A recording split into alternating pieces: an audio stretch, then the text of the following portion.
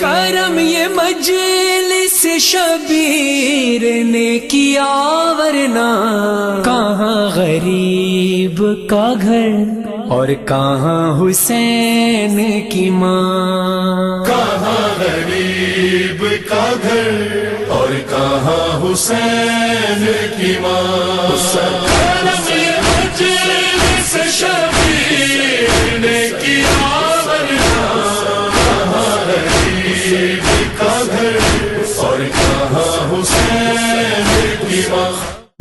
اعوذ باللہ من الشیطان اللعین الرجیم، بسم اللہ الرحمن الرحیم، الحمد للہ وکفی وسلام علی عبادہ الذین اصطفی۔ درود بھیجیے محمد وعلی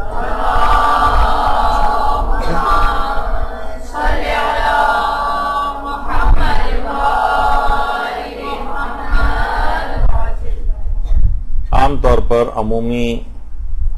زندگی میں عزاداری سے متعلق کچھ باتیں، کچھ سوالات، شبہات دماغوں کے اندر پیدا ہوتے ہیں، تو بہت سی چیزیں، بہت سی سنی سنائی تو بہت ہوتی ہیں، لیکن دلائل کے ساتھ واقفیت نہیں ہوتی کہ اس کے اندر کوئی حقیقت ہے یا نہیں ہے، یہ بات ایسے ہی مشہور ہو گئی ہے۔ اس میں ایک جملہ آپ نے بہت ذاکرین سے، ذاکرات سے یہ سنا ہوگا کہ جس وقت مجالس عزا برپا ہوتی ہے تو معصومین علیہم السلام اس مجلس عزا کے اندر یا ان مجالس عزا میں خود حاضر ہوتے ہیں، شریک ہوتے ہیں۔ تو اس مسئلے میں اصلاً دیکھا جائے سنی ہوئی تو بات بہت ہے، لیکن دو ایکسٹریمز پائی جاتی ہیں۔ ہمارے ہاں مسئلہ یہی ہے کہ چیزوں میں بہت افراط و تفریط ہوتی ہے، یعنی لوگ حد اعتدال پہ نہیں ہوتے اور ایک دم سے ایکسٹریم پر چلے جاتے ہیں، اور درمیان میں جو حد اعتدال کی راہ ہوتی ہے وہی راہ رشد و ثواب ہوتی ہے، یعنی وہی سب سے بہتر راہ ہوتی ہے۔ تو ایک ایکسٹریم تو اس مسئلے کی یہ ہے کہ معصومین کا آنا ناممکن ہے، ایک دفعہ جو اس دنیا سے چلا گیا ہے وہ اب اس دنیا کے اندر واپس نہیں آئے گا۔ اس کی بھی بہت شور اٹھتا ہے کہ پہلی انتہا پسندی، وہ کہتے نہیں معصومین کا آنا یہ ناممکن چیز ہے، اور بلکہ وہ یہاں تک کہتے ہیں کہ جو نظریے کا قائل ہو کہ معصومین عالم ارواح سے اس دنیا کے اندر مجالس عزا کے اندر شریک ہونے کے لیے آتے ہیں، وہ غالی ہیں، یہ افراد، یہ لوگ شرک کرتے ہیں، تو غالی اور مشرک ہونے کا ان افراد کے اوپر وہ افراد الزام لگاتے ہیں۔ تو یہ خود ایک انتہا پسندی، وہ کہتے ہیں معصومین کا آنا ناممکن ہے۔ اچھا، دوسری ایکسٹریم کیا ہے؟ دوسری انتہا پسندی یہ ہے کہ ہر شخص اس بات کا مدعی ہے، بہت سی مجالس کے اندر تو باقاعدہ یہ نعرے لگتے ہیں، اب آپ سب لوگ خاموش ہو جائیں، اب حضرت زہرا تشریف لے آئی ہیں، اب امیر المومنین آ گئے ہیں، امام حسین آ گئے ہیں، اس طرح کے بھی نعرے لگتے ہیں۔ یہ دوسری انتہا پسندی، اس کے متعلق ابھی آگے چل کے فتاوی وغیرہ بھی ذکر ہوں گے۔ تو اصل جو بات ہے اس کے اندر حد اعتدال یہ ہے کہ ان معصومین علیہم السلام کا ان مجالس عزا میں آنا یہ امر ممکن ہے، اور یہ واقع ہونے کے بہت قریب ہے۔ یعنی ابھی آگے چل کر کچھ روایات بھی آپ کے سامنے آئیں گی، مجتہدین کے فتاوی وغیرہ بھی ذکر ہوں گے کہ یہ آنا ممکن ہے، ان ہستیوں کا ان مجالس عزا کے اندر آنا ممکن ہے۔ اس پر اتنے زیادہ مشاہدات ہیں، اتنے زیادہ مکاشفات ہیں، اتنے زیادہ علماء کے اقوال ہیں، اتنے زیادہ صاحبان ایمان کی اپنے مشاہدے کی چیزیں ہیں کہ اس کے اوپر کئی درس ہو سکتے ہیں اگر وہ سب بیان کرنے بیٹھے۔ تو اچھا، اب یہ دونوں افراد ایک دوسرے کو بالکل رد کرتے ہیں، وہ کہتے ہیں کہ یہ لوگ غالی اور مشرک ہیں، اور جو اس کے اس حد تک قائل ہیں وہ ان کو کہتے ہیں کہ یہ لوگ مقصر ہیں۔ تو بہرحال درمیانی راہ ہے کہ ائمہ جس مجلس میں بھی چاہیں آ سکتے ہیں اور آتے ہیں، لیکن یہ کہ ہر شخص اگر اس طرح کا کوئی دعویٰ کرنے لگے کہ نہیں اسی کی مجلس میں، یعنی ہر طرح کی مجلسیں ہو رہی ہیں، یہاں تو ایسے افراد بھی ہیں آپ کو پتا ہے کہ وہ کس طرح کے مضامین اپنی مجلسوں کے اندر پڑھتے ہیں، عورتوں کی کتنی بے پردگی کے لحاظ سے بری حالت ہوتی ہے، تو وہ ان مجالس کے اندر بھی وہ ہستیاں تشریف لائیں. اس پہ بھی آگے چل کر ہماری گفتگو ہوگی اور علماء کے اقوال بیان ہوں گے. اچھا اب دیکھیے ایک مسئلہ اور آپ کے دماغ میں رہے کہ کیا یہ عقیدہ رکھنا واجب ہے؟ کیا یہ عقیدہ رکھنا واجب ہے کہ ائمہ مجالس کے اندر آتے ہیں؟ تو دیکھیے نہ تو یہ عقیدہ رکھنا واجب ہے، یعنی اگر کوئی عقیدہ نہیں رکھتا تو کوئی بات نہیں، وہ شیعت سے خارج نہیں ہوگا، اور نہ ہی ایسا عقیدہ کوئی کہے کہ نہیں ایسا عقیدہ رکھنا حرام ہے کہ جس سے انسان غالی اور مشرک ہو جاتا ہے، تو ایسا بھی کوئی مسئلہ نہیں. یعنی اس کے اندر نہ تو کسی کے کفر و ایمان کا کوئی مسئلہ ہے، نہ ہی اس کے اندر کسی کی شیعت کا کوئی مسئلہ ہے. بس ایک سمجھیں کہ ایک کانسیپٹ ہے، ایک بات ہے. اگر کوئی اس پہ ان دلائل کے تحت یقین کرنا چاہے تو یقین کرے، نہیں یقین کرنا چاہے، بلکہ یقین رکھنے والے افراد جو ہیں ان کی ذمہ داری زیادہ فزوں تر ہو جاتی اور بڑھ جاتی. ابھی ہم آگے چل کر اس کو بھی ڈسکس کریں گے کہ ائمہ اگر مجالس اعضاء کے اندر آتی ہیں اور آپ کا یہ عقیدہ ہے تو پھر تو آپ کی مجالس کا معیار بہت زیادہ بہتر ہونا چاہیے، خود ہمارے گھر کا معیار بہت زیادہ بہتر ہونا چاہیے. اس پہ بھی آگے چل کر گفتگو ہوگی. اچھا اب دیکھیں جاہل کی ہمیشہ نشانی یہ ہوتی ہے کہ جاہل افراط و تفریط کا شکار ہوتا ہے. افراط و تفریط. اچھا مراسم اعضاء کے سلسلے میں بھی یہی جہالت ہے. بہت سے تمام مراسم اعضاء کے پیچھے لگ گئے کہ حرام ہیں، یہ خرافات ہیں، یہ بکواسیات ہیں معاذ اللہ. اور بہت سے ایسے ہیں کہ جو کہتے ہیں کہ نہیں ہمیں شریعت سے ہم ہر طرح سے آزاد ہیں، جس طرح سے بھی کریں، شریعت کو اس میں بولنے کا حق نہیں ہے، عشق وغیرہ کا معاملہ ہے. نہیں ایسا بھی نہیں ہے. تو افراط و تفریط ہمیشہ جاہل افراط و تفریط کے اندر مبتلا ہوگا.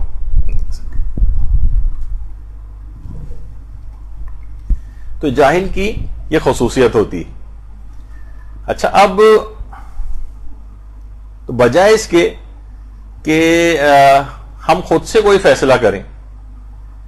ہمیں چاہیے کہ ہم دین کے جو اسپیشلسٹ حضرات ہیں، دیکھیے آج کل کا دور جو ہے اصل میں اسپیشلائزیشن کا دور ہے، یہ ماہرین فن کا دور ہے. ہر فن کے ماہر کے پاس انسان جاتا ہے، کوئی بھی اپنا اسے کام کرانا ہوتا ہے، مکان کا نقشہ بنوانا ہے، آرکیٹیکٹ کے پاس جائے گا، جو فن کا ماہر ہے اس کے پاس جائے گا.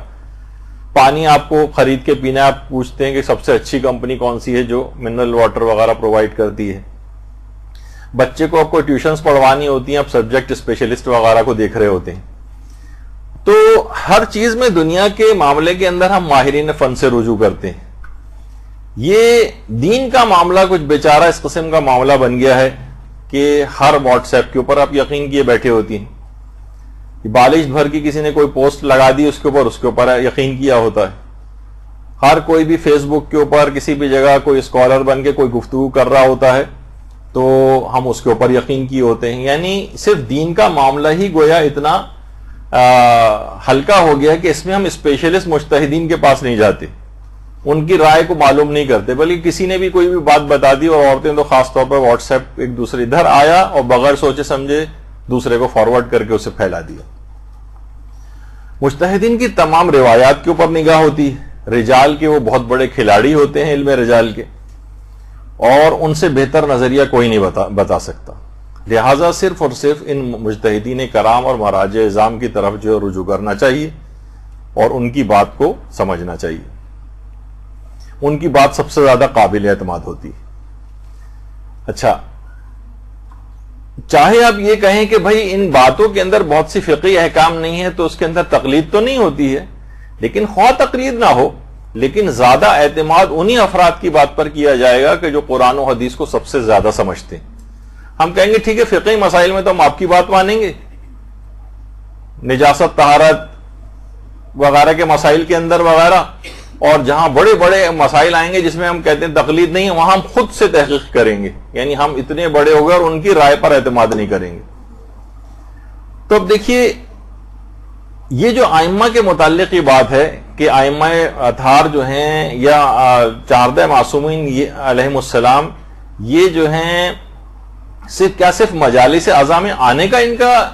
مسئلہ ہے کہ یہ آ سکتے ہیں نہیں آ سکتے. نہیں، بہت ساری باتیں ایسی ہیں کہ جس کے اندر مثلا اگر کوئی شخص اس دنیا سے جا رہا ہوتا ہے اور حالت احتضار میں ہوتا ہے، اس کی جسم سے روح نکل رہی ہوتی، اس وقت کے متعلق بھی ہے کہ آئمہ کتنی روایت ایسی ہیں کہ آئمہ حالت احتضار میں اس کے پاس آتی ہیں، جس پہ ابھی آگے چل کر گفتگو ہوگی. پھر قبر کے اندر آئمہ کا آنا کہ ہر مومن ہو یا کافر وہ ان کو ضرور دیکھتا ہے. مومن دیکھ کر ان کو خوش ہو جاتا ہے، کافر کو دیکھ کر ان کو مایوسی ہونے لگتی. اچھا، اس کے اندر بھی یعنی حالت احتضار میں ان کے آنے کے متعلق بھی بات چیت ہے، صرف مجلس عزا کی بات نہیں ہے. قبر میں بھی ان کا آنا، اس کے متعلق بھی بحث ہوتی ہے.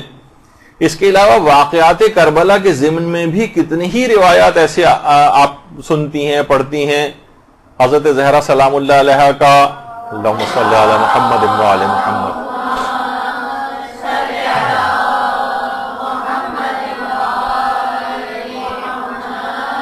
شہادت امام حسین علیہ السلام کے وقت تشریف لانا، اسی طریقے سے حضرت رسول خدا کا، اور بہت ساری اس طرح کی باتیں. اسی طرح زائرین کے پاس ان ہستیوں کا آنا، اس کے متعلق بھی ہیں روایات بھی ہیں، واقعات بھی ہیں، مشاہدات بھی ہیں، مکاشفات بھی ہیں، بے شمار اس طرح کی چیزیں ہیں، اور علماء اور مجتہدین کے فتاوی بھی. اچھا، اب اس نظریے پر عقیدہ رکھنے کے جو نتیجے ہیں یہ بھی ابھی ہم آگے چل کر ڈسکس کریں گے، لیکن پہلے ایک واقعے سے اس کی ابتدا کرتے ہیں جس سے آپ کو سمجھ میں آئے گا. مثلا ایک مجتہد گزرے ہیں آیت اللہ کربلائی احمد تہرانی. تہران سے ان کا تعلق تھا، لیکن ان کا پورا خاندان کربلا میں جا کر آباد ہو گیا تھا. اور یہ کربلائی احمد تہرانی یہ مرزا بزرگ شیرازی جو تھے تمباکو والے، یہ ان کے شاگردوں میں سے ان کا شمار ہوتا ہے، اور آخوند خراسانی وغیرہ کے شاگردوں میں. اور اتنے مقدس تھے یہ کربلائی احمد تہرانی کہ نماز جماعت نہیں پڑھاتے تھے، جس طریقے سے علامہ محمد حسین طباطبائی نماز جماعت نہیں پڑھاتے تھے. آپ یہ نہیں کہ ان لوگوں کے تقدس کی ایک علامت ہوتی تھی. بہت سے لوگ بہت زیادہ محتاط ہوتے ہیں، جیسے اویس قرنی کے متعلق ملتا ہے کہ ایک دفعہ انہوں نے نماز جماعت کی امامت کی تھی، اس کے بعد سے کہا تھا اب نہیں پڑھاؤں گا میں، کیونکہ مجھے دل میں یہ خیال پیدا ہونے لگا تھا کہ میں ان سب لوگوں سے افضل ہوں، جبھی تو مجھے آگے کھڑا کیا گیا ہے، تو میں اپنی عاقبت برباد نہیں کر سکتا. ان کا ایک کمال احتیاط ہوتا ہے علماء کا. تو آیت اللہ محمد حسین طباطبائی کی طرح سے کربلائی احمد تہرانی بھی نماز جماعت نہیں پڑھاتے تھے. اور آیت اللہ علی آقا قاضی بھی اسی طرح سے تھے، وہ بھی نماز جماعت نہیں پڑھاتے تھے، کیونکہ کمال احتیاط کا ایک مرحلہ ہوتا ہے جو ان لوگوں کے ساتھ ہی سازگار ہوتا ہے. ہر کوئی شخص اس طرح کے طریقوں پہ عمل بھی نہیں کر سکتا ہے. اور کربلائی احمد تہرانی میں ان کا تعارف اس وجہ سے کر رہا ہوں، جو واقعہ بھی آپ کے سامنے آئے گا، کہ مجتہد مسلم تھے لیکن کبھی اپنا رسالہ عملیہ نہیں لکھا، تقلید بھی اپنی نہیں کرواتے تھے. اور اس قدر گریہ و بکا کرتے تھے، اس قدر گریہ و بکا کرنے والے تھے، خاص طور پر اپنی جو نمازیں نافلہ یہ پڑھتے تھے اس کے اندر بہت زیادہ گریہ کرتے تھے، بے تحاشا گریہ، کہ ان کا نام ہی پڑ گیا تھا بکا. اور امام حسین پہ گریہ کر کر کے اپنی ایک آنکھ بھی ضائع کر لی تھی، اس قدر کہ واحد العین کے نام سے مشہور ہو گئے تھے. اور باقاعدہ جو کتاب ہے آثار و برکات توسل کے نام سے، اس میں ان کا ایک واقعہ ہے کہ ایک بار عاشورے کے روز انہوں نے اپنے گھر میں مجلس عزا رکھی اور لوگوں کو اطلاع کر دی کہ جن جن افراد کو آنا ہے اس ٹائم کے اوپر عاشور کے روز میرے گھر مجلس ہے. اچھا، آپ کو پتہ ہی ہے کہ عاشور کے دن جو ہے لوگوں کی صاحبان ایمان کی بہت سی مصروفیات ہوتی ہیں، باہر جلوسوں وغیرہ کے اندر بھی جانا ہوتا ہے، اس سے پہلے شب عاشور کی تھکاوٹ ہوتی ہے، رات بھر کا جاگنا وغیرہ. تو کچھ مصروفیات کی وجہ سے لوگ ان کے گھر مجلس عزا میں نہیں پہنچے. یہ خود فرماتے ہیں کربلائی احمد تہرانی کہ میں اپنے گھر میں جو سماوار رکھا ہوا تھا اور اس کے پاس میں بالکل افسردہ بیٹھا ہوا تھا اور رنج و غم سے میرا دل تڑپ رہا تھا کہ میں نے مجلس عزا میں لوگوں کو بلایا لیکن کوئی بھی نہیں آیا. اس حزن و ملال کی کیفیت میں اچانک میری نگاہوں کے سامنے سے پردے ہٹ گئے اور دیکھا کہ حضرت امیر المومنین علیہ السلام اپنے تمام فرزندوں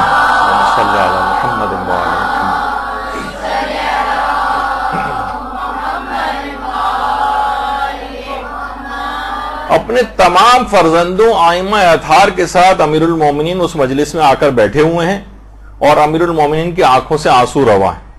اور فرمایا کہ اگرچہ آج کوئی بھی تمہاری مجلس میں نہیں آیا تو کیا ہوا، ہم تو آئے ہیں، چلو بسم اللہ کرو اور مجلس عزا کا آغاز کرو۔ تو یہ خود کربلائی احمد طہرانی یعنی خود ایک مجتہد یہ واقعہ سنا رہا ہے، اور اتنا مقدس مجتہد کہ کہا جاتا ہے کہ اس قدر گریا کرتے تھے کہ نماز عصر میں گریا کرتے کرتے انتقال ہوا تھا ان کا۔ تو اور اس قدر ان کے مقامات تھے کہ باقاعدہ آیت اللہ بزرگ طہرانی، یہ خود ہمارے کتنے بڑے علماء کے اندر شمار ہوتے ہیں، حدیث کے اور رجال کے ماہر، وہ خود فرماتے ہیں کہ ان کے آیت اللہ کربلائی احمد طہرانی کے انتقال کے بعد میں نے ان کو خواب میں دیکھا تھا، اور میں نے ان سے پوچھا کہ اللہ نے آپ کو جن مقامات عالیہ کے اوپر فائز کیا ہے، آپ مجھے بتائیے کہ آپ کے ساتھ کیا ہوا۔ تو انہوں نے خواب میں ہی مسکرا کر ان کی طرف دیکھا اور صرف ایک جملہ کہا، حلوہ تن تنانی تن آخوری نہ دانی، یہ کیسا حلوہ ہے جب تک تم کھاؤ گے نہیں تمہیں سمجھ میں نہیں آئے گا۔ یعنی تفصیل نہیں بتائی لیکن مسکراتے ہوئے اس بات کو، یعنی جس طرح کمال احتیاط ایک دنیا کے اندر بھی ہوتا تھا، اسی طریقے سے اس عالم ارواح میں بھی اپنے متعلق انہوں نے اس لحاظ سے بات نہیں کہی، کہا کہ جب تک تم خود اس کیفیت سے گزرو گے نہیں، کیفیت بتائی نہیں جا سکتی، ان مقامات کو بتایا نہیں جا سکتا، تم لوگوں کی سمجھ میں نہیں آئے گا۔ تو اس طرح کے بے شمار مجتہدین کے واقعات ہیں کہ ائمہ خود ان مجالس عزا کے اندر آتے ہیں، اور صالحین کے واقعات ہیں جو خود مشاہدہ کیے گئے۔ اور باقاعدہ آیت اللہ بہجت کے متعلق تو مشہور ہے، آیت اللہ بہجت بارہا یہ بات کہتے تھے، در محضر آیت اللہ بہجت کے نام سے جو کتاب ہے اس کی پہلی جلد میں بھی ہے کہ آیت اللہ بہجت فرماتے تھے بارہا دیکھا گیا ہے کہ رسول خدا حضرت امیر شہزادی فاطمہ الزہرا امام حسن اور امام حسین علیہ السلام مجالس حدیث قصہ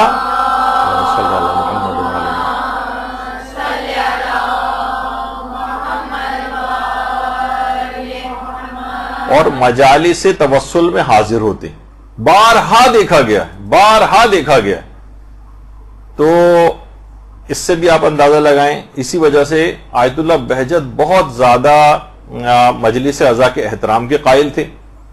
اور جو شخص بھی مجلس عزا میں ان کے گھر آتا تھا ہر شخص کا اس طرح سے کھڑے ہو کر استقبال کرتے تھے، حتیٰ کہ آنے والے چھوٹے چھوٹے بچوں کے احترام میں آیت اللہ بہجت کھڑے ہو جاتے تھے کہ یہ بزرگ اور جوان ان کا احترام کہ نہ جانے معصومین کب اس مجلس کے اندر تشریف لے آئیں، تو مکمل عزت اور احترام ان مجلس اعضاء میں شریک ہونے والوں کا ہونا چاہیے۔ اسی مجلس اعضاء کا اس قدر احترام کہ آیت اللہ گلپائیگانی جس زمانے میں ہاسپٹل میں ایڈمٹ تھے، یہ تو خیر بالکل آخری وقت کی تقریباً ان کی کچھ تصاویر ہیں کہ جب انتقال ہونے والا تھا، یعنی آخری دن ان کے چل رہے تھے، لیکن اس سے پہلے جب کسی حد تک بہتر بھی تھی طبیعت اور ہاسپٹل میں تھے، تو ہاسپٹل میں بہت سارے لوگ دیکھنے کے لیے آتے تھے، تو ان میں ایک مرثیہ خان اور نوحہ خان بھی ان کے پاس آیا، اور وہاں پر بھی ایک طریقہ کار ہے کہ کوئی بھی مرثیہ خان یا نوحہ خان کسی مریض کی عیادت کے لیے آئے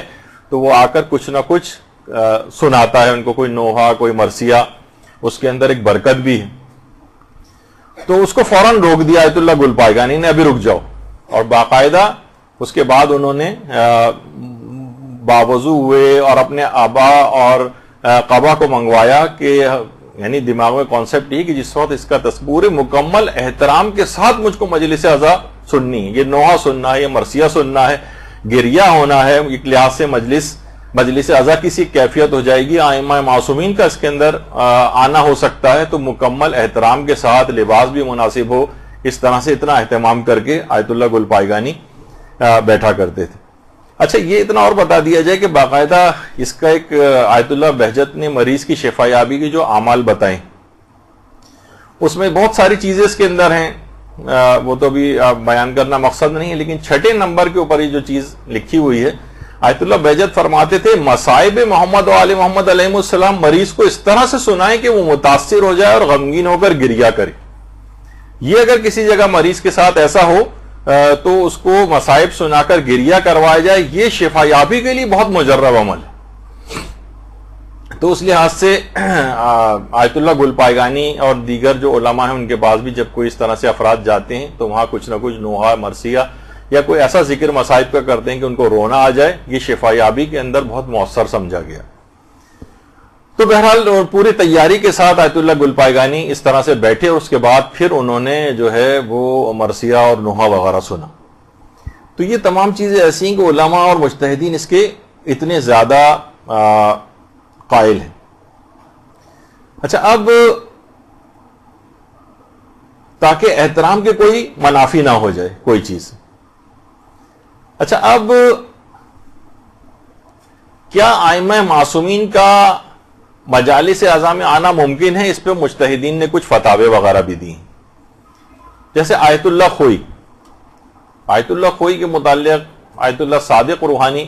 باقاعدہ جو آج کل بھی مجتہدین زندہ مراجع میں سے ہیں، وہ کہتے ہیں کہ زمانے غیبت کبریٰ سے لے کر آج تک آیت اللہ خوئی سے بڑا کوئی مجتہد نہیں گزرا. یعنی ان کی بھی اس لحاظ سے گواہی، آیت اللہ خوئی کی تقلید میں جو لوگ باقی تھے آج تک ان کی تقلید میں باقی چل رہے ہیں، کیونکہ سب مراجع کہتے ہیں کہ مردہ مجتہد اگر عالم ہے تو اس کے فتووں پہ باقی رہنا، جیسے آغا سیستانی بھی اس بات کے قائل ہیں کہ واجب ہو جاتا ہے. تو ان کی تقلید میں ابھی تک لوگ باقی ہیں ان کے علم کے اعتبار سے. جب ان سے بھی پوچھی گئی یہ بات تو باقاعدہ جو ان کی کتاب ہے سیرات النجات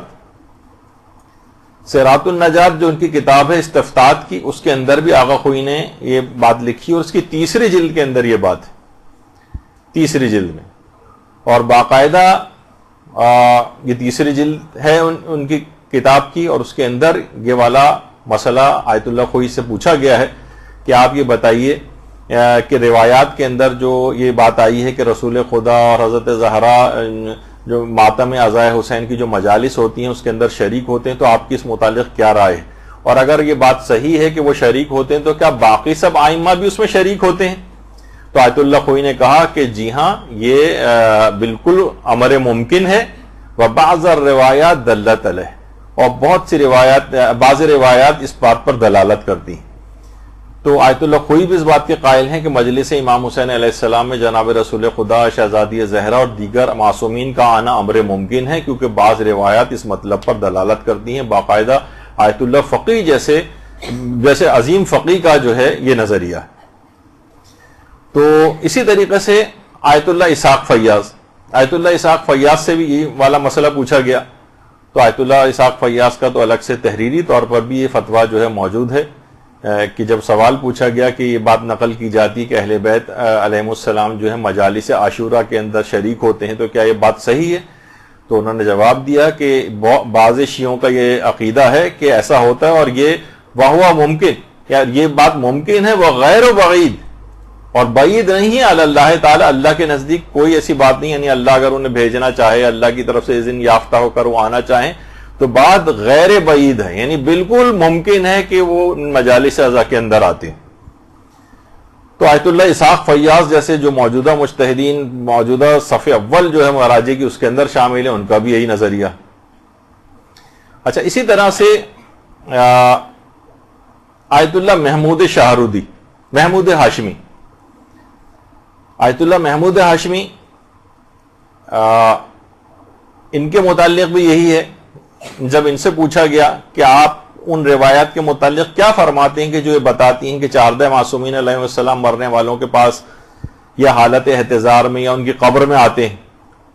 تو ان روایات کے متعلق آپ کا کیا خیال ہے؟ تو انہوں نے جواب دیا کہ فی نفسہ ہی یہ بات ممکن ہے، کیونکہ روایات سے یہ بات ظاہر ہوتی ہے کہ ارواح انبیاء اور ائمہ کا اللہ کے پاس ایک خاص مقام ہے. تو فی نفسہ یہ بات بالکل ممکن ہے کہ ائمہ کی ارواح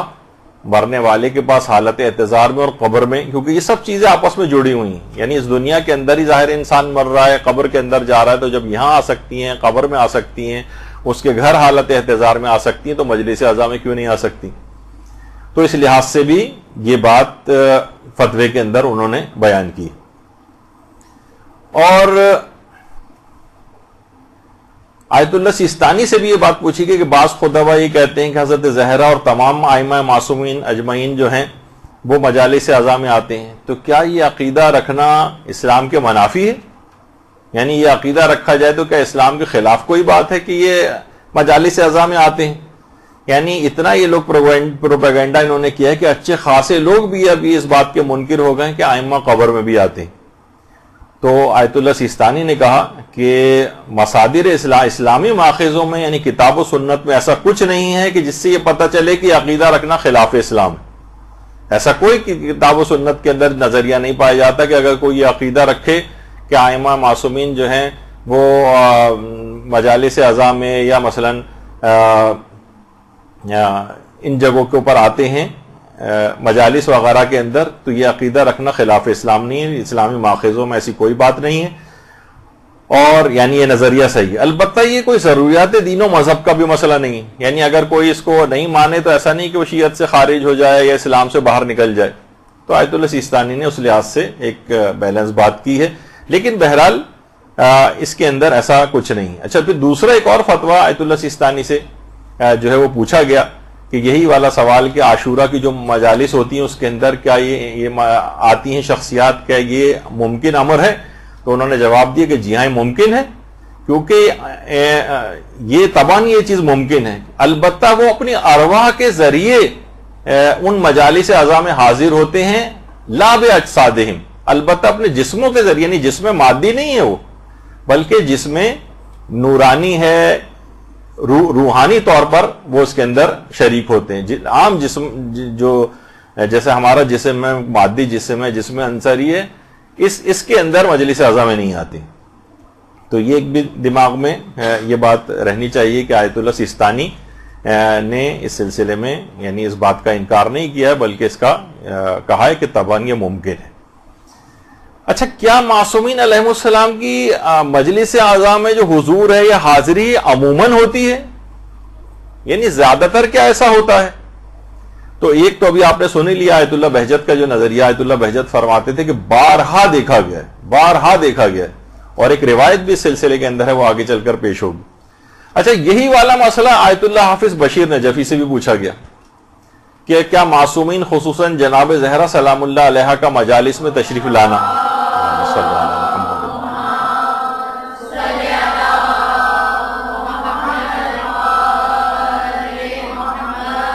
کیا کسی روایت کے اندر اس کا تذکرہ ملتا ہے؟ تو انہوں نے جواب دی کہ بعض روایات سے یہ اس کا ثبوت ملتا ہے، یہ بات ثابت ہوتی ہے کہ وہ مجالس اعضاء میں تشریف لاتی۔ پھر دوسرے دو سوال ان سے اور کیے گئے، کیا امیر المومنین علیہ السلام ہر مرنے والے کے پاس قبر میں تشریف لاتے ہیں؟ تو آیت اللہ حافظ بشیر نجفی نے فرمایا، جو ان کی کتاب شاعر حسینیہ کے اندر موجود ہے، بِاسْمِهِ سبحانہ، کئی روایات میں اس کا تذکرہ ملتا ہے، اور صاحب وسائل نے الفصول المہمہ میں امیر المومنین علیہ السلام کے انسان کی جان نکلنے کے وقت موجود ہونے کی بہت ساری روایات نقل فرمائی ہیں، جن سے ان کے صحیح مطلب ہونے کا اطمینان حاصل ہو جاتا ہے، یعنی کہ یہ بات صحیح ہے کہ امیر المومنین ہر مرنے والے کے پاس قبر میں تشریف لاتے ہیں۔ پھر دوسرا سوال یہی کیا گیا کہ کیا معصومین علیہ السلام خاص طور پر جناب سیدہ مجلس اعضاء میں حاضر ہوتی ہیں؟ تو جواب دیے کہ بعض روایت میں اس کا تذکرہ ہوا، اور جناب سید الشہداء کی عظمت اور برکت اور اہمیت کے پیش نظر ایسا ہونا بہت ممکن ہے، بلکہ قریب الوقوع ہے، یعنی عموماً ایسا ہوتا ہے۔ تو آیت اللہ حافظ بشیر نجفی کا بھی آپ نے دیکھا کہ وہ بھی اسی نظریے کے قائل ہیں۔ اچھا، پھر اس کے بعد آیت اللہ صادق روحانی سے بھی یہ بات پوچھی گئی، تو انہوں نے بھی یہی بات فرمائی ہے کہ آیات سے بھی اور کچھ نصوص اور ایسی ہیں، یعنی صحیح احادیث، اس سے بات پتہ چلتی ہے کہ پیغمبر اکرم اور ائمہ معصومین علیہ السلام موت کے وقت اور قبر کے اندر جب سختیاں پیش آتی ہیں تو مدد کے لیے وہ لوگ تشریف لاتے ہیں،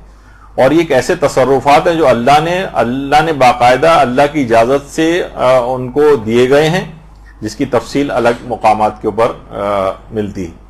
تو بہرحال انہوں نے بھی اس سلسلے میں یہ پوچھا کہ جب پوچھا گیا تو جواب یہی دیا کہ ائمہ کا اور حضور اکرم کا موت کے وقت اور قبر کے اندر اعانت کے لیے تشریف لانا یہ بالکل ثابت شدہ بات ہے، اور روایات سے یہ بات پتہ چلتی ہے۔ اچھا، پھر کیا یہ حضور، ایک سوال یہ بھی ہوتا ہے کہ بہت سے روایات سے یہ بات پتہ چلتی ہے، تو سوال بھی یہی کیا جاتا ہے علماء سے کہ کیا یہ ان کا آنا فقط مجالس عاشورہ میں ہوتا ہے؟ تو آیت اللہ شمس الدین وائزی سے یہ بات پوچھی گئی، تو انہوں نے بھی یہ کہا کہ بعض روایت سے بات ثابت ہوتی ہے کہ مطلق ایام میں ائمہ جو ہیں ان مجالس کے اندر آتے ہیں، لا فی عاشورہ فقط، یعنی صرف عاشورہ کے سلسلے کی جو مجالس ہے اس میں نہیں، مثلا ہو سکتا ہے کسی کی 100 کی مجلس ہو، کسی کی 40ویں کی مجلس ہو، کسی نے عام طور پر ویسی مجلس رضا گھر میں منعقد کی ہو، تو ان کے اندر بھی روایات سے بات ثابت ہوتی ہے کہ وہ اس میں بھی آتے ہیں. یعنی فقط عاشورے کے سلسلے کی مجالس سے ریلیٹڈ نہیں ہے یہ بات. تو باقاعدہ آیت اللہ شمس الدین واعظی نے کہا کہ یہ روایات مطلق طور پر ہیں،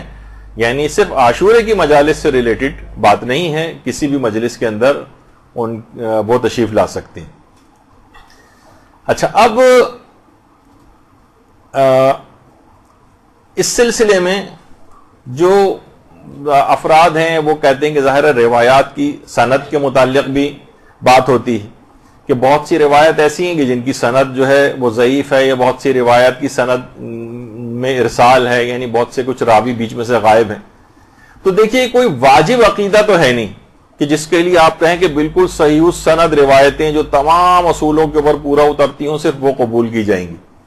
کہ واجب عقیدہ نہیں، آپ نے سن لیا کوئی عقیدہ یہ نہیں بھی رکھے تو یعنی خدا کی طرف سے یہ آپ پر واجب نہیں کیا گیا ہے کہ آپ یہ اس نظریے کے حامل بنے. تو علماء نے کہا کہ قرائن کی بنیاد پر ہم ان احادیث کو رد نہیں کریں گے، بلکہ رجحان ظاہر کیا ہے کہ ایسا ہونا بالکل ممکن ہے اور بعید نہیں. اور علماء نے نہ صرف ان کی مخالفت نہیں کی ہے بلکہ اپنے فتاوے میں اس نظریے کو ظاہر کیا ہے کہ ان کا آنا عین ممکن ہے، بلکہ بارہا ان کو دیکھا گیا ہے. تو اس لحاظ سے علماء کا ان احادیث کے اوپر عمل کرنا یہ جابر ذوف سند بن جاتا ہے، یعنی ان کی سند کے ذوف کو ختم کر دے گا، اور اس پہ اطمینان کے ساتھ کوئی بھی شخص اگر عقیدہ بھی رکھنا چاہے اس بات پہ تو اس کے اندر بھی کوئی حرج نہیں ہے، کیونکہ اس کے اندر بلکہ بعض مراجع تو اس حد تک قائل ہیں، جیسے آیت اللہ نائنی یعنی بہت ہی، یعنی اس وقت کے جتنے بھی، جیسے ابھی آپ نے آیت اللہ خوئی وغیرہ اور اس لیول کے علماء کا سنا، یہ ان کے بھی اساتذہ کے اندر سے تھے. آیت اللہ ضیاء الدین عراقی اور جو بہت ہی آیت اللہ نائنی. تو آیت اللہ نائنی نے تو اس نظریے کو تقریباً ضروریات مذہب شیعہ میں سے قرار دیا تھا. ضروریات مذہب شیعہ، خیر موجودہ مجتہدین تو یہ بات نہیں کہتے ہیں، لیکن میں اس کی اہمیت کے پیش نظر بتا رہا ہوں کہ ان کا نظریہ یہ تھا کہ یہ مسئلہ بالکل امور قطعیہ میں سے ہے اور یہ ضروریات مذہب شیعہ میں سے، یعنی اگر کوئی اس کا انکار کرے گا تو گویا وہ شیعت سے خارج ہو جائے گا. یہ ان کا اپنا ایک نظریہ تھا.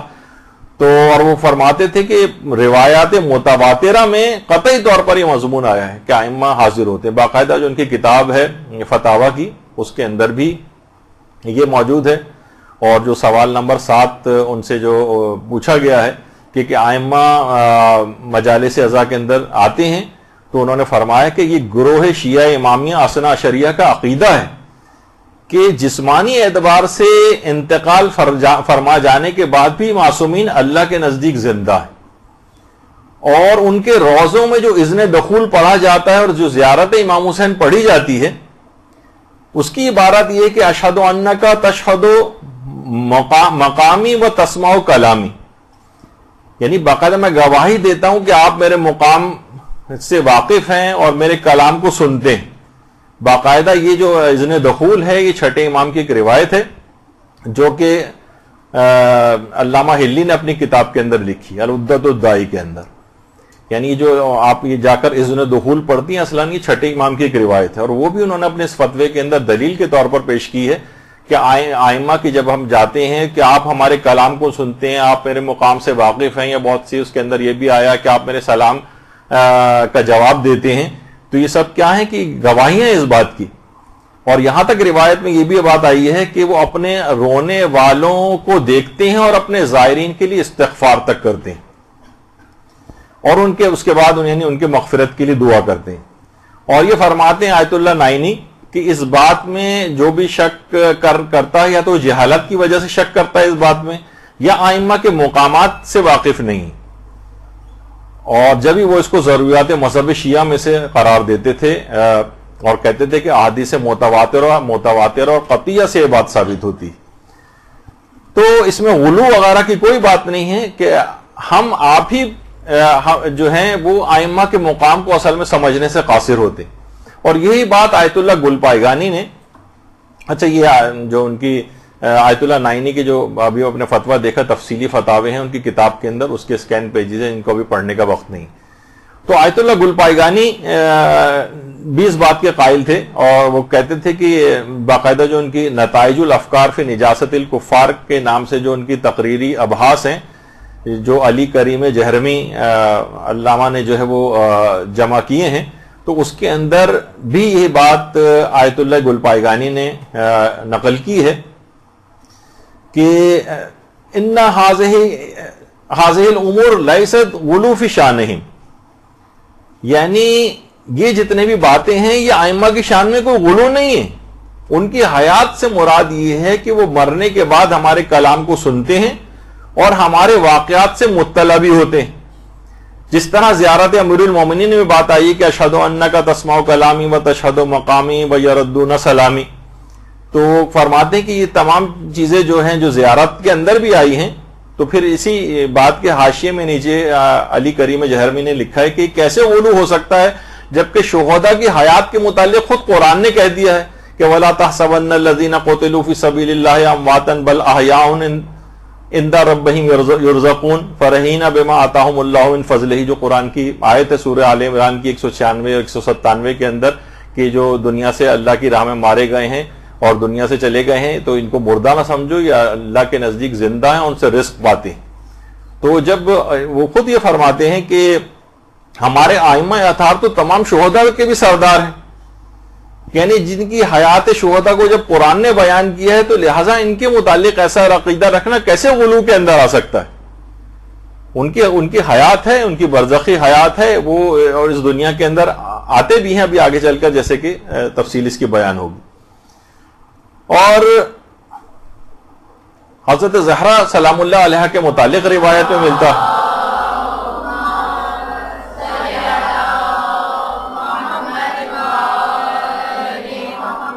باقاعدہ کامل الزیارات کی جو، بلکہ اس کا جو ڈائریکٹ ہی ہم نے اس کے اوپر پوسٹ بھی بنائی تھی کہ دختر رسول حضرت فاطمہ الزہرا سلام اللہ علیہ اپنے بیٹے حسین علیہ السلام کی قبر کے زائرین کے پاس تشریف لاتی ہیں اور اللہ سے ان کے گناہوں کی مغفرت طلب کرتی ہیں. یعنی زائرین کے پاس خود تشریف لاتی ہیں، یعنی وہ اس دنیا کے اندر معصومین کا آنا، حضرت زہرا کا آنا، یہ باقاعدہ روایات کے اندر یہ بات بیان ہوئی، کامل الزیارات کے اندر بھی اس لحاظ سے ہے. اور آیت اللہ مرشی نجفی نے تو باقاعدہ اپنے والد کا، میں کئی دفعہ اس واقعے کو پڑھ بھی چکا ہوں، لیکن انہوں نے بڑے تفصیل کے ساتھ اپنے مکاشفات کو آیت اللہ مرشی نجفی نے بیان کیا تھا. نہ جانے کتنے واقعات انہوں نے معصومہ قوم کے سلسلے میں بیان کیے ہیں کہ کتنی دفعہ معصومہ قوم سے ان کی ملاقات ہوئی ہے، مکاشفے میں ملاقات ہوئی ہے، اور باقاعدہ ان کا جو وصیت نامہ چھپا ہے اس کے اندر بھی ان کے تمام ان واقعات کو جمع کیا گیا ہے. اور ایک زمانہ تھا جب ابتدائی جوانی کا، تو ان کے پاس بہت سارے پرابلمز وغیرہ تھے، تو بالآخر یہ مایوس ہو کر کربلا پہنچے تھے، اور وہاں پر امام حسین، وہاں دیکھا انہوں نے کہ ذریعے امام حسین کے پاس کربلا میں بہت ساری ارواح ہیں جو کہ قرآن پڑھ رہی ہیں، یعنی ان کا کام ہی ہے کہ امام حسین کی قبر کے پاس بیٹھ کر تلاوت قرآن کریں، جس میں ان کے اپنے والد کی روح بھی وہاں پر موجود تھی. خود انہوں نے کہا میں نے دیکھا کہ میرے والد کی روح بھی تلاوت قرآن کر رہی ہے. ان کی والد کی روح نے ان کو دیکھا، ان کے پاس آئی اور آ کر کہا کہ تمہیں کیا کام ہے امام سے؟ انہوں نے کہا کہ مجھے یہ فلاں فلاں چیزیں امام سے دریافت کرنی ہیں، میرے کچھ حاجات ہیں. کہا کہ تم جو پوچھنا ہے جلد پوچھ لینا، کیونکہ امام حسین علیہ السلام کو اپنے ایک بیمار زائر کی عیادت کے لیے جانا ہے. درود بھیجیے محمد علیہ محمد.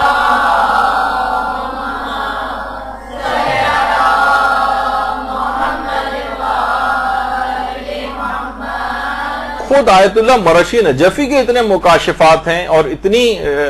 باتیں ہیں کہ پوری کتابوں کے اندر تذکرہ ہیں. حضرت معصومہ قم سے کیسے کیسے ملاقات ہوتی تھی، کیا باتیں ہوتی تھیں، خود امام حسین علیہ السلام سے کیا کیا باتیں ہوئی، اپنی تمام حاجتیں انہوں نے پیش کی. امام نے ساری حاجتوں کو قبول کیا، صرف ایک حاجت کو کہا کہ یہ قبول نہیں ہو سکتی، جو حاجت یہ تھی کہ میں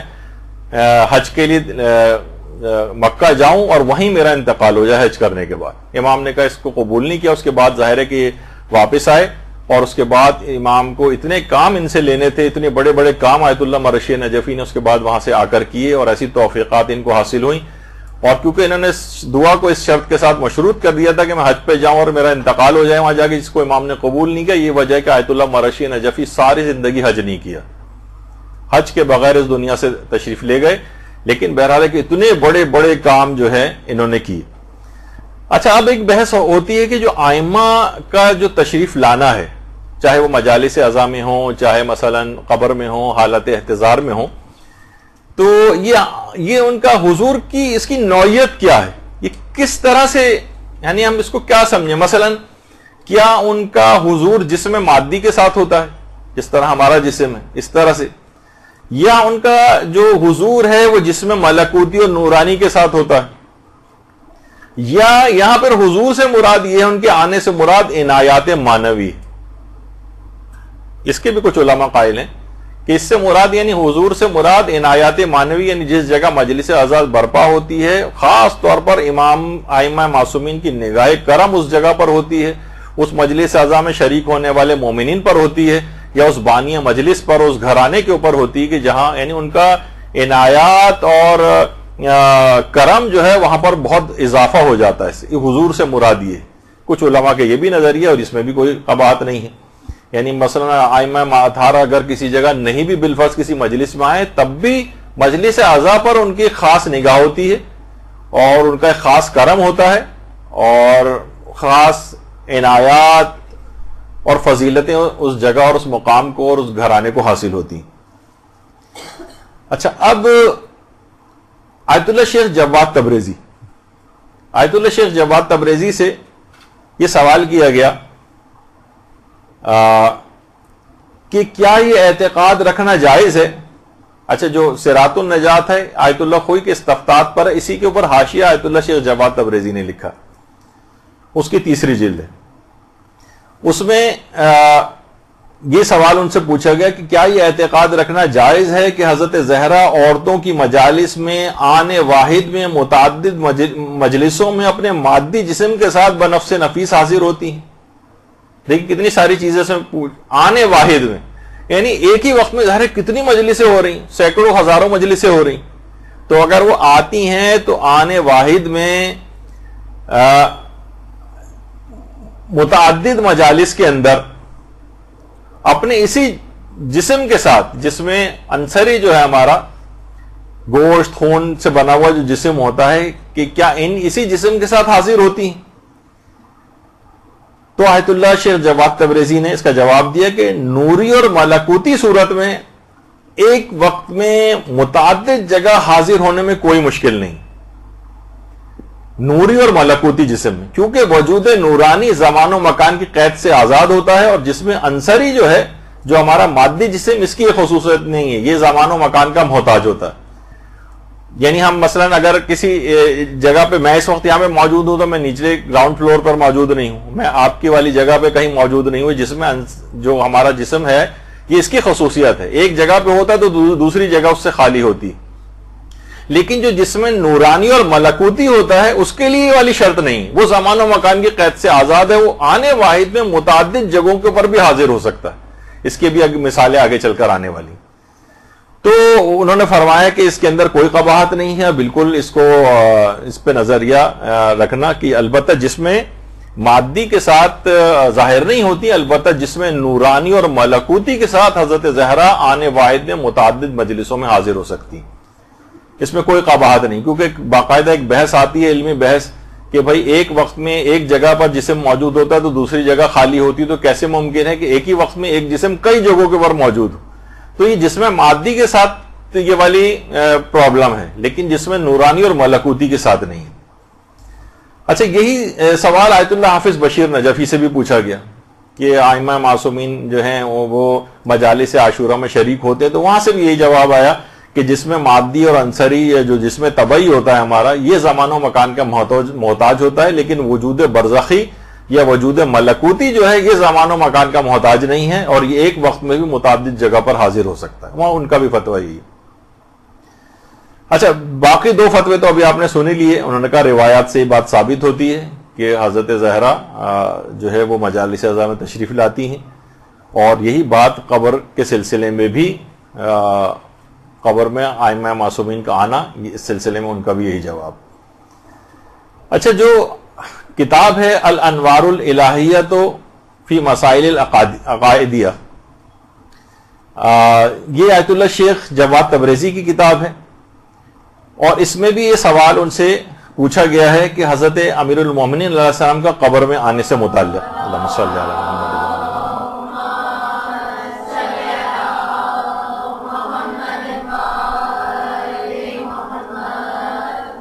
سوال یہ پوچھا کہ ایک وقت میں بہت سے لوگ مر رہے ہوتے ہیں تو کیا امیر المومنین ایک ہی وقت میں سب کے پاس یعنی کس طرح سے آ سکتے ہیں؟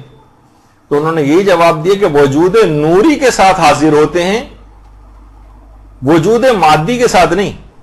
جیسا کہ روایت معتبرہ میں آیا ہے کہ ان کا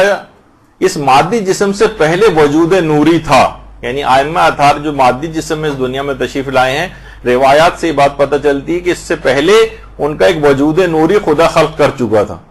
اور وجود نوری کے لیے زمان و مکان کی کوئی شرط نہیں ہے، اور وہ آنے واحد میں متعدد جگہوں کے اوپر پایا جا سکتا ہے. اور باقاعدہ بحار الانوار کی جو چھٹی جلد ہے اس میں بھی پنجتن پاک کے قبر میں آنے کا جو ہے وہ تذکرہ موجود ہے. تو ابھی اتنا وقت نہیں ہے، لیکن بحار الانوار کی چھٹی جلد صفحہ 229 حدیث نمبر 32 کے اندر اس کی تفصیل جا کر دیکھی جا سکتی کہ وہ قبر کے اندر تشریف لاتے ہیں. اور بحاری کی چھٹی جلد کے اندر علامہ مجلسی نے حضرت ام سلمہ کی ایک روایت نقل کی ہے. ام سلمہ فرماتی ہیں کہ میں نے رسول خدا کو امیر المومنین امام علی علیہ السلام سے کہتے سنا کہ اے علی، اللہم صلی علی محمد و آل محمد،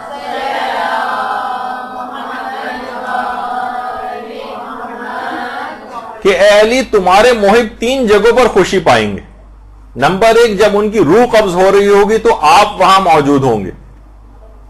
نمبر 2، جب قبر میں سوال و جواب ہوگا تو آپ ان کو تلقین کریں گے. جب ان سے سوال پوچھا جائے گا تو امیر المومنین جواب دیں گے کہ تم یہ جواب دو،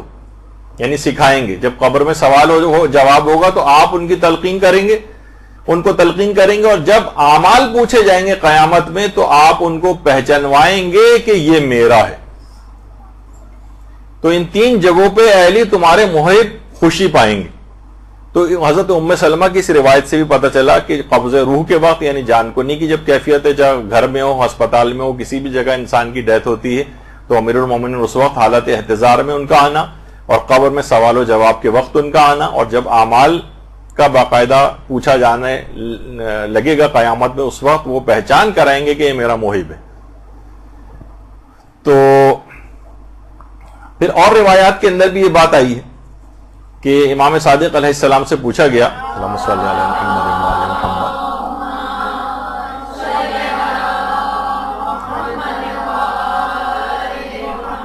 کہ جب مومن کی جان نکلتی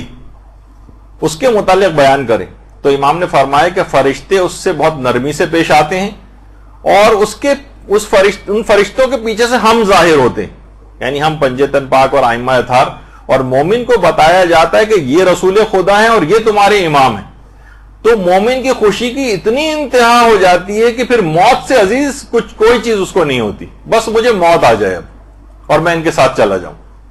اس پہ بھی کتنے واقعات الگ سے ہیں جو پڑھے ابھی جائیں، میرے پاس وقت نہیں ہے کیونکہ آج بس اس موضوع کو ختم کرنا ہے تو بہت تیز رفتاری کے ساتھ مجھے جانا پڑ رہا ہے، ورنہ خود اسی موضوع پر ہی کتنے واقعات ہیں جو موت کی مسائل کی پوری سیریز یہاں تقریباً 50 درسوں کی ہو چکی ہے. اگر کسی کو انٹرسٹ ہو تو لے کے سن سکتے ہیں، تو اس کے اندر وہ تمام واقعات بھی بیان کیے گئے. اچھا، اب یہ اس لحاظ سے اور باقاعدہ جو کتاب ایک معاد شناسی کے نام سے، معاد شناسی، آیت اللہ تہرانی کی جو کتاب ہے اس کے اندر انہوں نے آیت اللہ محمد حسین طباطبائی یا آیت اللہ تہرانی انہوں نے کتاب معاد شناسی لکھی ہے، شاید اس کا اردو ترجمہ بھی ہو گیا ہے. آیت اللہ تہرانی فرماتے ہیں کہ آیت اللہ محمد حسین طباطبائی نے بات بیان کی ہے آیت اللہ علی آقا قاضی کے حوالے سے. محمد حسین طباطبائی کے استاد تھے آیت اللہ علی آقا قاضی. وہ کہتے تھے کہ جس زمانے میں یعنی وہ نجف اشرف ہی میں رہا کرتے تھے آیت اللہ علی آقا قاضی، تو وہ فرماتے ہیں کہ نجف میں جس محلے میں میں رہتا تھا وہاں پر آفندی قبیلہ ہوا کرتا تھا جن میں سے اکثر کی زیادہ تر کی تعداد غیر شیعہ تھی، غیر شیعہ حضرات تھے. وہاں پر ایک عورت کا انتقال ہو گیا اس عورت کی ایک ہی بیٹی تھی اور اتنی محبت ماں کے ساتھ کرتی تھی، اتنی محبت ماں کے ساتھ کرتی تھی کہ جب ماں کا انتقال ہو گیا تو لپٹ کے اس نے ایسا وہ لپٹی ہے ماں سے کہ کسی صورت چھوڑنے کو تیار نہیں ہو رہی. جب ماں کو قبر میں دفن کے لیے لے جایا گیا تب بھی وہ چھوڑنے کو تیار نہیں ہو رہی، اور لوگوں کو ایسا لگا کہ اگر ہم نے اس کو ماں سے جدا کیا تو کہیں یہ انتقال ہی نہ کر جائے بچی، وہ لڑکی. تو کہہ رہے ہیں لوگوں نے بالآخر سمجھ میں نہیں آیا ان کی، اور کہا کہ ہم نے ماں کو تو قبر کے اندر لٹا دیا، وہ بچی نے ماں کو کسی صورت چھوڑنے کو تیار نہیں تھی، تو ہم نے قبر کو بند نہیں کیا اور اوپر سے کوئی ایسی چیز اس پہ رکھ دی تاکہ بچی بھی جو ہے وہ سانس گھٹنے سے نہ مر جائے، اور قبر کو مکمل بند نہیں کیا. اور اگلے دن جب ہم وہاں پر پہنچے تو اتنا ایک وحشتناک منظر ہم نے دیکھا کہ وہ بچی جو چھوٹی بچی تھی اس کے سارے بال سفید ہو چکے تھے. آیت اللہ علی آقا قاضی نے، آیت اللہ طباطبائی فرماتے ہیں کہ اس واقعے کو آیت اللہ علی آقا قاضی نے خود بیان کیا، اور اس آفندی قبیلے ہی کی وہ عورت کے انتقال کا واقعہ. تو لوگوں نے اس لڑکی سے پوچھا کہ کیا ایسی چیز ہوئی، تو کہا کہ جب آپ لوگ سب لوگ یہاں سے چلے گئے تو میں نے دیکھا کہ کچھ فرشتے جو ہیں وہ سوال و جواب کے لیے ماں سے آئے ہیں، ماں سے سوال و جواب کرنے کے لیے. تو ماں سے پوچھا کہ تیرا رب کون ہے، اس نے صحیح جواب دیا. کہا تیرا رسول کون ہے، اس نے صحیح جواب دیا. اور جب پوچھا فرشتوں نے کہ تیرا امام کون ہے، تیرا امام کون ہے، تو میری ماں خاموش ہو گئی، غیر شیعہ تھی، خاموش ہو گئی. تو ان فرشتوں کے پیچھے کھڑی ہوئی ایک نورانی شخصیت نے کہا لست لہا بامام، میں اس کا امام نہیں ہوں. دونوں فرشتوں نے اسی وقت آگ کے بنے ہوئے گرز اٹھائے اور میری ماں کو مارے، اور پوری قبر آگ سے بھر گئی، یہاں تک کہ آسمانوں تک وہ آگ چلی گئی. اتنا دہشتناک منظر تھا کہ جس سے میرے پورے بال سفید ہو گئے. خود آیت اللہ علی آقا قاضی فرماتے ہیں کہ وہ آفندی قبیلہ جو غیر شیعہ پورا ایک افراد کا قبیلہ تھا، وہ رہا کرتا تھا نجف میں، وہ اس واقعے کو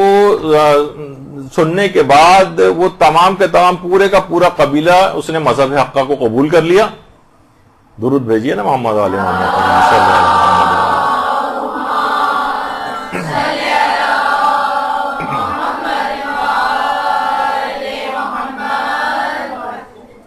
تو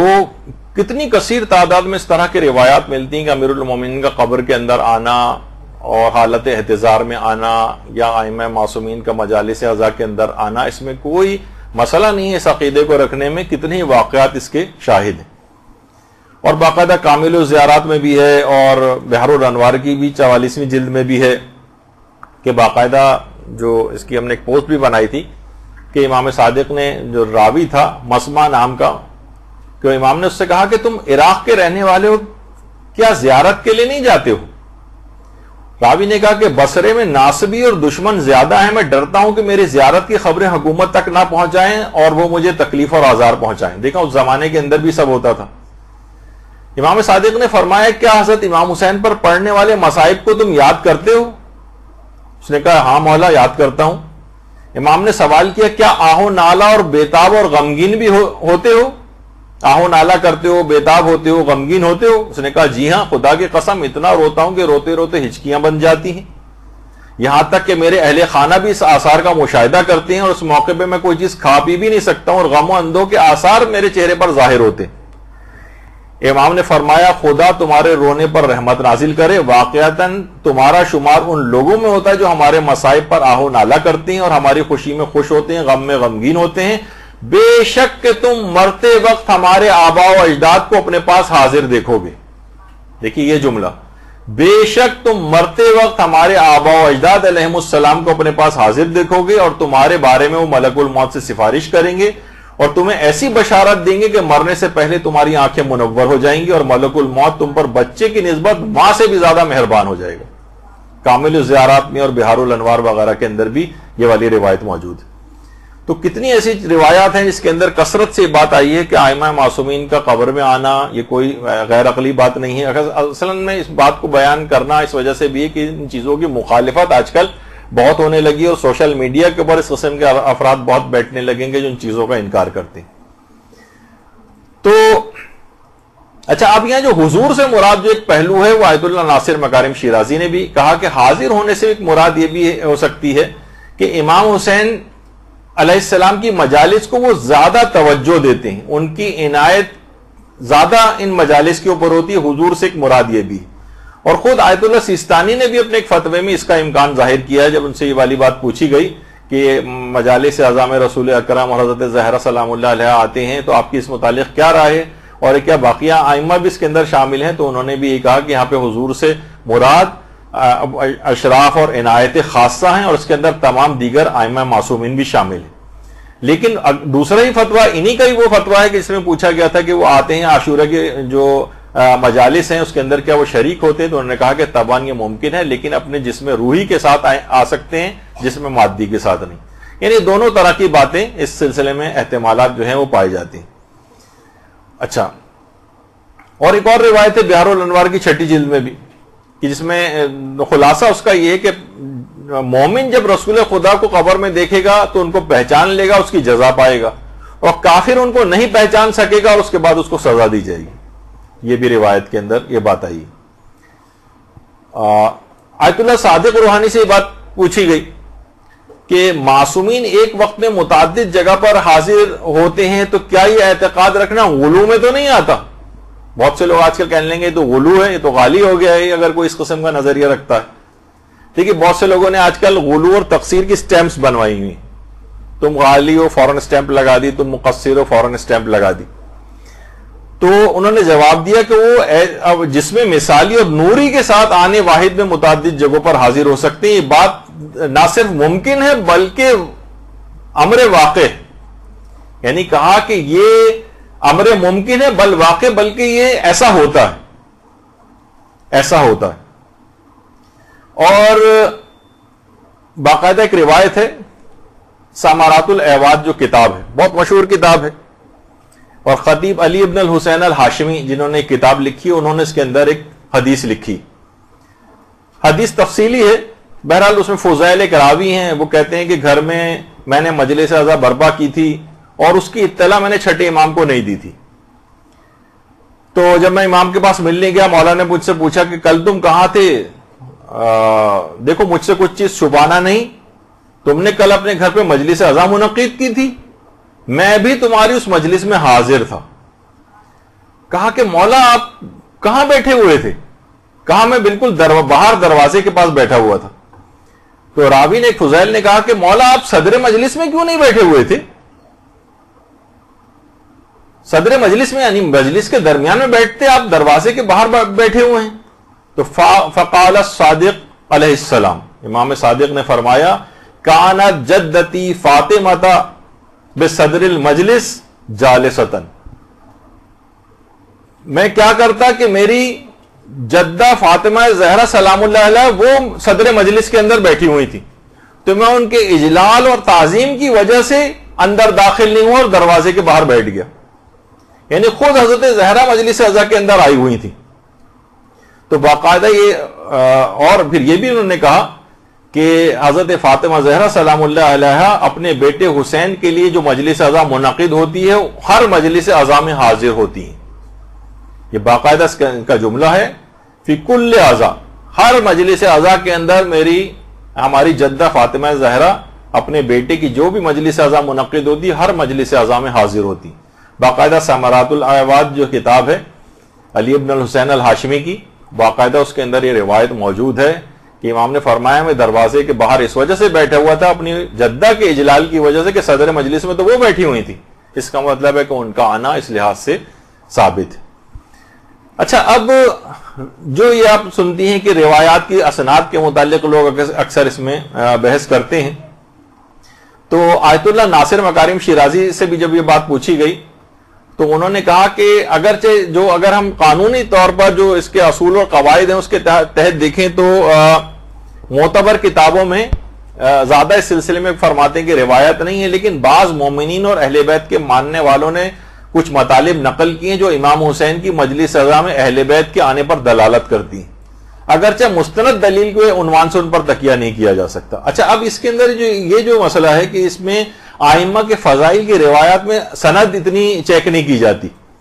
تو اس کی وجہ آیت اللہ محمد علی گرامی نے بہت اچھی بتائی ہے آپ کہ اس کے لیے بھی ہے، باقاعدہ ان کی کتاب ہے دعوۃ فاطمہ لما خلقتکما.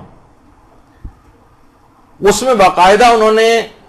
نقل کیا ہے کہ اس طرح کے جو معجزات ہیں، دیکھیے بہت اہم بات ہے، معجزات کی روایات کے متعلق انہوں نے فرمایا اس جیسی روایات کو جو معصومین کے بارے میں خاص مقامات سے متعلق ہے،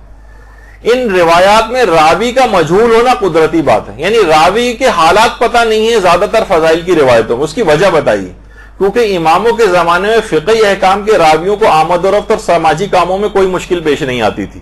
لیکن اعتقادی مسائل بیان کرنے والے راویوں کو تقیہ کی شرائط کی وجہ سے گوشہ نشینی کے حالات گزارنا پڑتے تھے، اور وہ سماجی روابط سے الگ تھلگ رہتے تھے، وہ روزانہ کی بحثوں میں بھی زیادہ حصہ نہیں لیتے تھے، اور اس لیے ان کی عدالت اور وثاقت کے بارے میں بحث واقع نہیں ہوتی تھی۔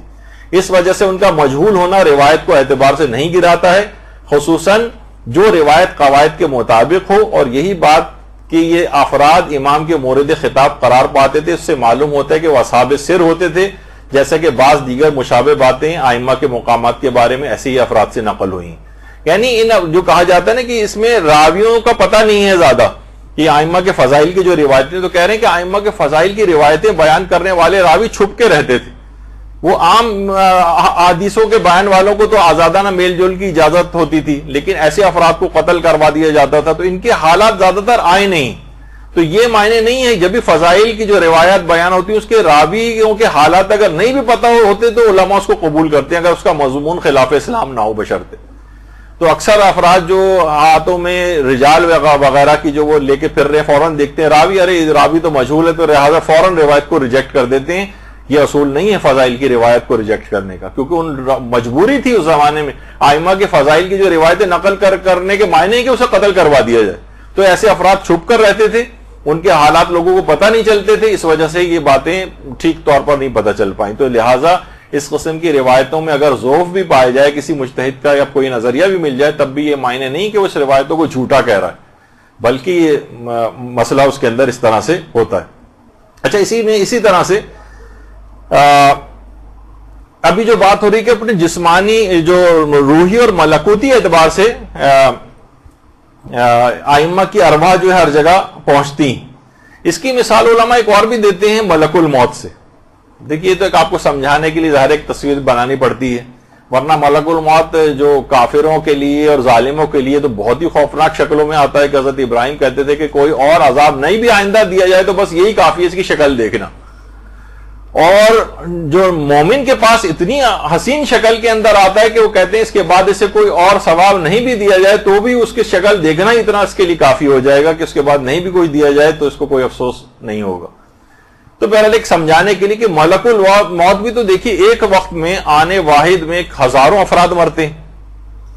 تو سب کی روح کیسے قبض کرتا ہے؟ الگ کوئی امریکہ میں مر رہا ہے، کوئی یورپ میں مر رہا ہے، کوئی ایشیا میں مر رہا ہے، کوئی کسی ملک کے اندر مر رہا ہے، اور ملک الموت آنے واحد میں ہر جگہ، کیونکہ وہ جس میں نوری اور ملکوتی رکھتا ہے، وہ فرشتہ ہے، اگرچہ خود ملک الموت کے انصار و اعوان فرشتے بھی۔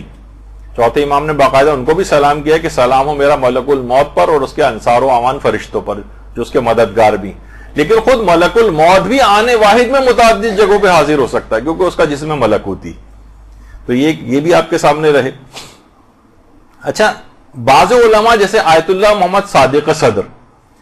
وہ اس بات کے قائل تھے۔ اچھا، آیت اللہ صادق صدر وہی ہیں صدام کے ساتھ جب ان کا ہوا تھا، اور بہت ایک ویڈیو بھی ٹی وی کے اوپر انٹرنیٹ پہ اور یوٹیوب وغیرہ کے اوپر موجود ہے کہ وہ باقاعدہ صدام کا جو بھی اہلکار تھا اس کے چھڑی مار رہے ہیں، اس کے بعد ان کو فائرنگ کر کے قتل کیا جاتا ہے۔ واقعہ تو ایسے ہی ہوا تھا، لیکن وہ جو اس کے اوپر دکھائی جاتی ہے وہ مووی ہے اصل میں۔ لوگ سوچتے ہیں شاید یہ اوریجنل واقعہ ہے جو کہ اس کے اوپر ہے، وہ اوریجنل نہیں ہے۔ تو آیت اللہ صادق صدر وہ یہ فرماتے ہیں، وہ بھی اس بات کے قائل تھے کہ ائمہ جو ہیں حاضر ہوتے ہیں، وہ کہتے تھے میرا بھی اعتقاد یہی ہے، لیکن وہ فرماتے ہیں کہ ائمہ معصومین ہر مجلس اعضاء میں حاضر نہیں ہوتے، بلکہ اس مجلس اعضاء میں حاضر ہوتے ہیں جو اخلاص کامل کے ساتھ مجلس اعضاء کو برپا کرے، اخلاص کامل کے ساتھ، یہ کہتے تھے وہ۔ اور وہ یہ بھی انہوں نے کہا کہ اس مادی جسم کے ساتھ نہیں ان کا آنا نہیں ہے، بلکہ روحی طور پر آنا مراد ہے۔ اچھا، ایک کتاب داستان ہائے عبرت آموز، اس کے اندر آقا سید علی اکبر کوثری، یہ ایران کے مجالس پڑھنے کے حوالے سے اتنے مشہور تھے، اور خصوصیت ان کی یہ تھی کہ یہ خاص طور پر بڑے بڑے مجتہدین کے سامنے مجلس اعضا پڑھا کرتے تھے. آسان کام نہیں ہے مجتہدین کے سامنے ایسی روایات پڑھنا، یعنی کتنا محتاط ہو کے انسان کو پڑھنا ہوتا ہے اتنے بڑے عالموں کے سامنے. اور خاص طور پر امام خمینی کے گھر میں جتنی مجالس اعضا منعقد ہوتی تھی اس میں اکثر آقا علی اکبر کوثری یہ مجلس اعضا امام خمینی کے سامنے پڑھتے تھے. امام خمینی کے گھر پہ جو مجالس ہوتی تھی اور دیگر علماء کے گھر پہ بھی جو مجالس ہوتی تھی، اور وہ اس کو سن کر، ان کی مجالس کو سن کر بہت گریہ کیا کرتے تھے. وہ خود یہ فرماتے ہیں، آقا سید علی اکبر کوثری فرماتے ہیں کہ عاشور کا روز تھا اور مجھے عاشور کے روز بہت ساری جگہوں پہ مجالس اعضا پڑھنی تھی. ایک مجلس پڑھ کر میں نکلا تو محلے کے چند بچے، چھوٹے بچے اور بچیاں میرے پاس آئے اور آ کے کہا کہ آپ بڑوں کی مجلس سے تو بہت ساری پڑھتے ہیں، ہم چھوٹے بچوں کی مجلس بھی کبھی پڑھ دیں. تو کہہ رہے ہیں پہلے تو میں نے ان کو ٹالا کہ بچوں آج بہت ساری جگہوں پہ مجلس پڑھنی ہے، بہت مصروف ہوں.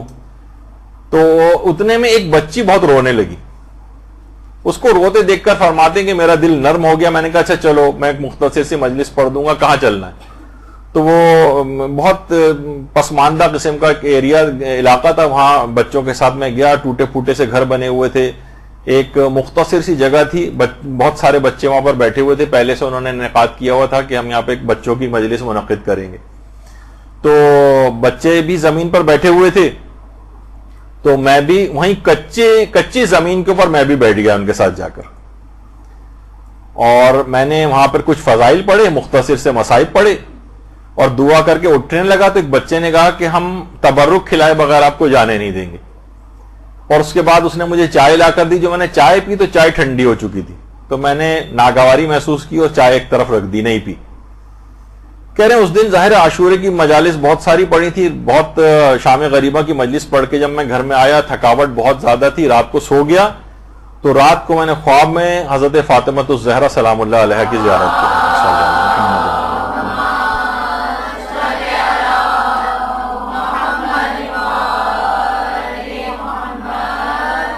اور فرمایا حضرت زہرا نے کہ آج کے دن تمہاری کوئی مجلس قبول نہیں ہوئی ہے سوائے بچوں کی اس مجلس کی. تو گھبرا گئے کہ شہزادی ایسی مجھ سے کیا خطا ہو گئی کہ میری وہ مجلس قبول نہیں ہوئی؟ کہا تمہارے بڑوں کی مجالس میں اخلاص نہیں تھا، لیکن بچوں کے کچے مکان کی مجلس کو ہم نے قبول کر لیا اور میں خود وہاں موجود تھی. آقا علی اکبر کوثری فرماتے ہیں، ان کا الفاظ ہیں کہ حضرت زہرا نے کہا میں اس خود مجلس میں وہاں موجود تھی. البتہ تم سے ایک شکوہ اور یہ بھی ہے کہ وہ جو چائے تم نے رد کی تھی وہ ہم نے خود تیار کی تھی. اللہم صلی علی محمد وعلی محمد.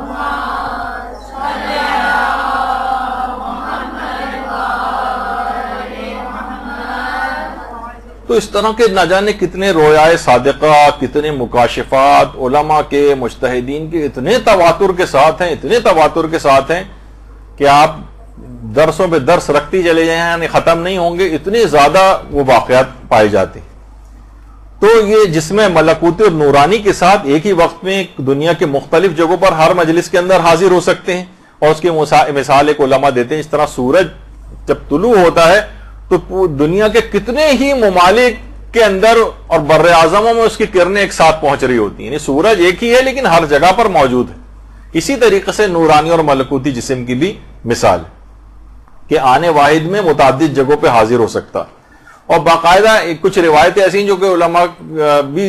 ظاہر ہے اگر یہ نظریہ کسی کا نہ ہو تو یہ روایتیں سمجھنا بہت مشکل. جیسے خود چھٹے امام ہمارے امام جعفر صادق علیہ السلام فرماتے ہیں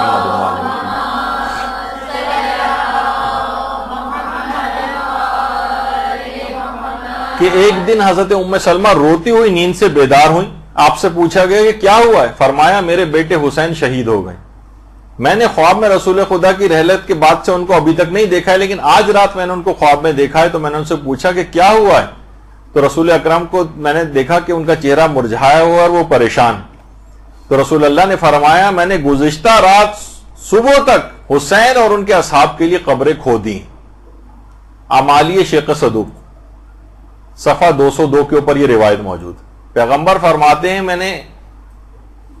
گزشتہ رات صبح تک امام حسین کے اصحاب کے لیے قبریں کھودی ہیں. اچھا بہت سی چیزیں باقاعدہ انسان کو سمجھ میں نہیں آتی، لیکن اسی بات کو آیت اللہ شیخ علی القرانی، ان کے کتنے ٹی وی پروگرامز ابھی بھی آتے ہیں، عرب چینلز وغیرہ اگر آپ دیکھیں، اور یہ آیت اللہ وحید خراسانی کے بھی شاگردوں میں سے، تو باقاعدہ آیت اللہ وحید خراسانی کی جو درس خارج ہیں، ان کی جو تقریرات ہیں، وہ الحق المبین کتاب جو ہے، الحق المبین فی معرفت المعصومین علیہم السلام، اس کے اندر انہوں نے جمع کی، تو اس کے اندر انہوں نے آیت اللہ وحید خراسانی کا یہ قول نقل کیا کہ آیت اللہ وحید خراسانی فرماتے ہیں امام حسین کا قضیہ ہر قسم کے وصف و تقریر سے بالا تر، اتنا بالا ہے، اتنا بلند ہے امام حسین کا معاملہ، اور یہ جو پورا واقعہ ہے کہ کتنی بھی آپ تقریریں اس کے فضائل میں کر دیں، کتنی بھی اس کی باتیں بیان کر دیں، یہ بہت بلند ہے اس سے، بلکہ کہہ رہے ہیں کہ امام حسین کا قضیہ تو ایک طرف رہا، ان کے ساتھ حبشی سیاہ فام غلام جو شہید ہوئے ہیں وہ بھی ہر قسم کی تعریف اور وصف بیان کرنے سے بہت بالا تر ہے، اور دلیل کیا دی انہوں نے کہ ان کے لیے، ان کے حبشی غلام تک کے لیے سید المرسلین و خاتم النبیین عالم اعلیٰ سے ان کی قبریں کھودنے اور دفن کے لیے پیغمبر اکرم خود تشریف لائے تھے۔ اتنی بڑی شخصیات ہیں یہ امام حسین کے اصحاب جو کربلا میں ان کے ساتھ شہید ہوئے ہیں، اور کہہ رہے ہیں کہ جی ہاں خاتم النبیین صلی اللہ علیہ وآلہ وسلم جو تمام عالمین کی مخلوقات میں سب سے پہلی شخصیت ہیں، لیکن امام حسین اور ان کے اصحاب کی قبروں کی تدفین کا انتظام کرنے کے لیے خود عالم اعلیٰ سے زمین پر تشریف لائے۔ تو ان کا زمین پر تشریف لانا، ان کا آنا، ان کا مجلسوں میں آنا کوئی ایسی بات نہیں، روایات سے بات ظاہر ہوتی ہے باقاعدہ، اور کتنی اور روایتیں ایسی ہیں، میرے پاس اتنا وقت ہی نہیں، آپ سے دیکھتی جائے بہار الانوار کے اندر، میں صرف آپ کے سامنے سے بس گزر رہا ہوں، اتنا وقت ہی نہیں ہے، جو بھی شوقین ہوں بہار کے وہ جا کر ان روایات کو جو ہے وہ دیکھ سکتے ہیں کہ کتنا انبیاء جو ہے حضرت موسیٰ تک جو ہے کربلا جو ہے زیارت کے لیے تشریف لاتے ہیں، بہت ساری روایات اس سلسلے میں آئی ہیں۔ اور باقاعدہ آیت اللہ سیستانی سے وہ بھی روایت پوچھی گئی ہے کہ حضرت زہرا کی پیدائش کی جو روایات ہیں کہ کیا یہ صحیح ہے کہ جس وقت حضرت زہرا کی پیدائش ہوئی تھی تو حضرت آسیہ بنت مزاحم اور حضرت مریم بنت عمران اور حضرت موسیٰ کی بہن جن کا نام کلثوم تھا وہ، اور حضرت سارہ اور حضرت خدیجہ طاہرہ ولادت حضرت سیدہ زہرا کے موقع پر مدد کے لیے تشریف لائی تھیں۔ یہ جو روایات کے اندر یہ بات ملتی ہے کہ یہ یعنی اس کے کیا یہ بات صحیح ہے؟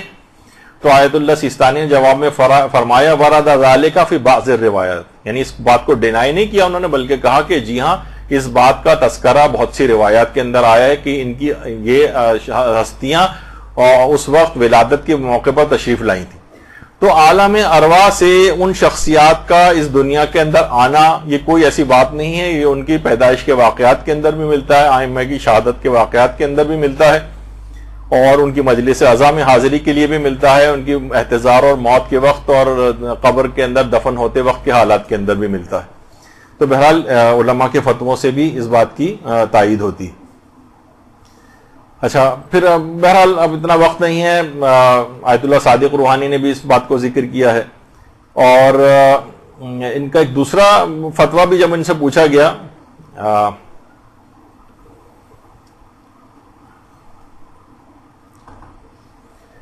اچھا اب ایک چیز اور بھی ہے کہ اگر کوئی خطیب 100% اس بات کو یقینی طور پر بتائے، جیسے کہ اکثر جگہوں میں میں نے سنا ہے کہ اعلان ہونے لگتا ہے اب سب لوگ خاموش ہو جاؤ، حضرت زہرا آ گئی ہیں اور امام حسین تشریف لے آئے ہیں اور امیر المومنین آ گئے ہیں اور رسول اللہ آ گئے ہیں، اس طرح کے اعلانات ہونے لگتے ہیں۔ تو مجتہدین سے یہ بات باقاعدہ استفتاء کے اندر بھی پوچھی گئی کہ بہت سے روزہ خوان اس طرح سے آ کر کہنے لگتے ہیں۔ تو علماء نے بہت سارے مجتہدین سے پوچھا گیا، تو آیت اللہ فاضل لنکرانی نے کہا کہ نہیں، یہ بات صحیح نہیں ہے، اس طرح سے نہیں کہنا چاہیے ان کو، اور آیت اللہ سیستانی نے بھی فرمایا کہ چونین کلماتی اعتبار نہ دارد، ان کے اس طرح کے جملے کہنے کا کوئی اعتبار نہیں۔ اچھا، آیت اللہ صافی گل پائیگانی نے کہا کہ اگر اظہار امیدواری کے طور پر ایسا کہہ رہے ہوں تو صحیح ہے، ورنہ صحیح نہیں۔ اور آیت اللہ بہجت نے بھی کہا کہ غالباً ان کی مراد یہ ہوتی ہوگی کہ مجلس اعظم میں تشریف لائے ہوں گے۔ بہرحال 100% ہی کوئی یقین سے نہیں کہہ سکتا نا، اور یہ جملے نہیں کہنے چاہیے کہ آ گئے ہیں، یہ آپ نے کیسے کہہ دیا، یعنی یہ کوئی شخص اس طرح سے نہیں بتا سکتا۔ امکان ظاہر ہو سکتا ہے اور جیسے کہ روایت میں ہے کہ وہ آئے ہوں گے اس طرح کی بات کہی جا سکتی ہے، لیکن آ گئے ہیں تاکہ ان کی مجلس میں زیادہ لوگوں کو بہرحال ایک جھوٹ بول کر یا جس بات کا آپ کو علم نہیں اس کا اظہار کر کے تو نہیں کہی جا سکتی، تو ایسی چیزوں کو ڈینائی کیا جائے گا، لیکن اس بات کا امکان موجود ہے کہ وہ ان مجالس رضا کے اندر تشریف لائی ہوں گی۔ اچھا، اب ایک بات اور اس کے اندر کہہ دی جائے، وہ یہ ہے کہ اگر واقعتاً اس بات کا عقیدہ، جیسے کہ آپ نے دیکھا کہ اگر یہ عقیدہ لوگوں کا ہے کہ وہ آتی ہیں یا آ سکتی ہیں، تو پھر تو کتنی زیادہ احتیاط کرنی پڑے گی، کتنا اپنے اس گھر کو اس قابل بنانا پڑے گا کہ وہ آ سکیں، کمال اخلاص کتنا حاصل کرنا پڑے گا اس مجلس کے لیے، ورنہ اب اپنی بہتہ کے اپنی وضاقتہ بھی درست کرنی پڑے گی۔ مرد حضرات کے متعلق روایت میں ملتا نہیں کہ پیغمبر کے پاس جب داڑھی منڈے ہوئے افراد آتے تھے تو پیغمبر اپنے رخ کو موڑ لیتے تھے، چہرہ پھیر لیتے تھے، پیغمبر دیکھنا پسند نہیں کرتے تھے ان کو اگر داڑھی مونڈی ہوتی تھی۔ اور اسی طریقے سے عورتیں اگر بے پردہ ہیں، حجاب مکمل نہیں ہے، فیشنیبل لباسوں کے اندر جو ہے وہ آ رہے ہیں، اس کا تقدس خراب کیا ہوا ہے، تو اب آپ خود سوچیں کہ اگر آپ کا یہ اعتقاد ہے تو آپ کو کتنی احتیاط کرنی پڑے گی اپنے حلیوں کو درست کرنے میں، اپنی وضاقتہ کو اسلامی کرنے میں، نیتوں کی کتنی اصلاح کرنی پڑے گی، ریاکاری نہ ہو۔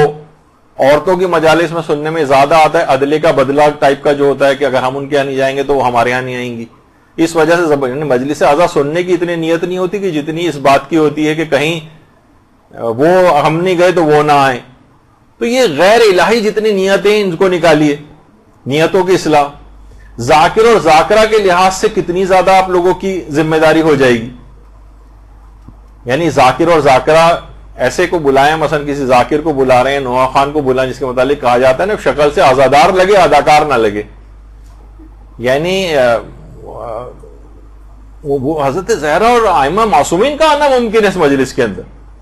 اچھا، مجلس ایسی ہونی چاہیے کہ اس میں جھوٹے مضامین نہ ہوں، خاص طور پہ مصائب کے اندر۔ مصائب کے اندر تو علماء کہتے ہیں کہ اگر کوئی شخص جھوٹے مصائب بیان کرتا ہے تو گویا وہ اس بات کو چاہتا ہے کہ یہ مصیبت بھی ان کے اوپر آنی چاہیے تھی، یعنی تم جو خود سے جھوٹے مصائب ان کے سر منسوب کر کے بیان کر رہے ہو جبکہ وہ روایتوں میں نہیں پائے جاتے، تو گویا تم اس بات کی خواہش رکھتے ہو کہ یہ بھی ان کے اوپر ہوتے، یعنی اچھا چیزیں جو ہیں وہ صحیح بیان کی جائیں، یعنی زبان حال کو زبان قال نہ بنایا جائے۔ تو بہرحال اب اس طرح کی من گھڑت چیزیں، اگر کوئی صرف زبانی اعتقاد رکھتا ہے، یہ سب چیزیں پورا نہیں کر رہا، تو اس کا مطلب ہے کہ وہ زبانی صرف اس نے عقیدہ رکھا ہوا، اصلاً اس کا عقیدہ نہیں ہے کہ امام وغیرہ اس مجلس کے اندر آتی۔ اچھا، ایک چیز اور بھی ہے، یہ اگرچہ موضوع سے تو خارج ہے کیونکہ بہت ہی تفصیلی پہلو ہیں اس بات کے اندر کہ کیا معصومین حاضر و ناظر ہیں۔ دو اوقات لوگ اللہ سے ان کا کمپیریزن کرنے لگتے ہیں، جس طرح اللہ حاضر و ناظر ہر جگہ پر ہے، تو دیکھیں حاضر و ناظر کی جو بحث ہے نا، یہ ملا دی جاتی ہے آپس میں، یہ دو الگ الگ بحثیں۔ حاضر ہونا ہر جگہ، آنے واحد میں ہر وقت ائمہ ہر جگہ حاضر ہیں، اللہ کی طرح سے ایسا نہیں۔ ہاں، وہ البتہ جب چاہیں ناظر ہو سکتے ہیں، مثلا ادنا سی توجہ نفس کریں گے انہیں فوراً اللہ اس چیز کا علم عطا فرما دیتا ہے۔ اور یہ مختلف روایات کے اندر آیت اللہ ناصر مکارم شیرازی سے بھی پوچھا گیا یہ بات، تو انہوں نے کہا اگر وہ کسی چیز سے جب بھی مطلع ہونا چاہتے ہیں خدا کے حکم سے فوراً مطلع ہو جاتے ہیں، تو وہ کوئی مسئلہ نہیں، یعنی فوراً وہ اچھا ناظر ہونا تو آپ بھی کتنی چیزوں پر ناظر ہو، ایک وقت میں اگر 10 ٹی وی مختلف ممالک کے چینل بدل کے آپ کتنی جگہوں پہ ایک ہی وقت میں ناظر ہو جاتی ہیں، ہر جگہ آپ دیکھ لیتی ہیں۔ کمپیوٹر جو ہے لاکھوں کروڑوں ویب سائٹس میں ڈھونڈ کے چیزیں نکال کے آپ کے سامنے دیکھ کر سرچ کرتا ہے، فوراً نکال کے دے دیتا ہے، تو مشینوں کے اندر بھی ہونے لگا۔ البتہ ہر جگہ خدا کی طرح سے حاضر ہونا یہ نہیں ہے ائمہ اطہار کے لیے، البتہ وہ ناظر ہو سکتے ہیں جب بھی اطلاع، اور جس جگہ پہ بھی چاہیں آنے واحد میں متعدد جگہوں پہ حاضر بھی ہو سکتے ہیں۔ تو اللہ سے کوئی کمپیریزن نہیں کرنا چاہیے، وہ مخلوق ہی ہیں، اللہ خالق ہی ہے، ان دونوں کو آپس میں ملانا نہیں چاہیے۔ اچھا، اور بہت سی چیزیں ملتی بھی ہیں، قرآن کی آیات بھی ہیں اس سلسلے میں کہ تم لوگ عمل کرو فَسَيَرَى اللَّهُ عَمَلَكُمْ، اللہ تمہارے اعمال کو دیکھے گا، وَرَسُولُهُ، اور رسول اعمال کو دیکھیں گے، وَالْمُؤْمِنُونَ، اور مومنین تمہارے اعمال کو دیکھیں گے۔ اس کا مطلب کچھ مومنین ایسے ہیں کہ تم جو اعمال کرو گے وہ اس کے اوپر ناظر ہیں اور دیکھتے ہیں۔ جب یہ آیت اللہ بہجت کہتے تھے ابھی تمہارا جملہ منہ سے نکلتا بھی نہیں ہے کہ وہ امام زمانہ تک پہنچ جاتا ہے۔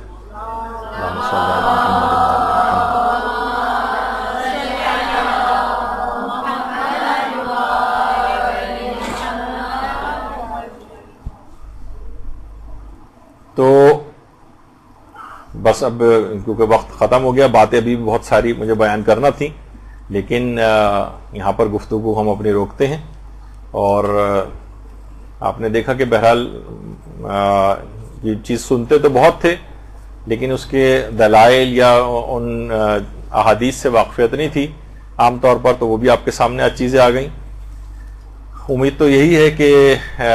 آج اس سلسلے میں ہماری آخری نشست ہوگی، لیکن شاید ایک نشست اور ہونے کا امکان ہے۔ اب آپ کے لیے سزا کے طور پر ہوگی، میرے لیے سعادت کی بات ہوگی، دیکھیں آگے کیا ہوتا ہے۔ تو وصلی اللہ علی محمد وآلہ الطیبین الطاہرین۔